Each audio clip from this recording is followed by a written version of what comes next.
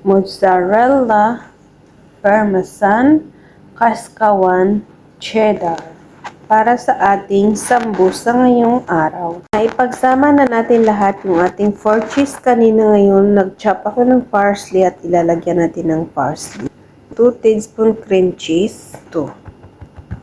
Ito po yung aking gamit. Konting black pepper, konting asin para mas malasa. At i-mix na yan ng mabuti. Para mas ma-mix ko ng mabuti, nagsuot ako ng gloves. Ito yung gamit kong sambusa wrap, sweets, press yung laman niya.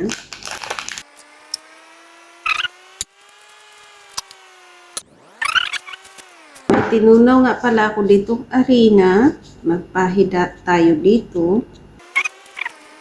Ating nagawa ng sambusa. Nagtunaw ako ng isang itlog at isang cup na gatas. Lagyan ko ng konting black pepper at konting asin. Satar. Bismillah, ilubog natin dito yung ating sambusa.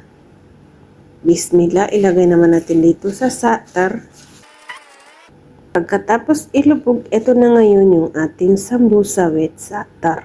Konti ang satar na kumapit. Kung gusto mo madaming satar ang kumapit, pagkatapos mo lagyan, ilubog mo uli, balik mo uli dito.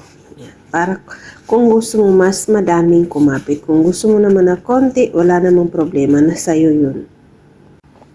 Ito na guys, tapos na ngayon ilagay natin sa freezer.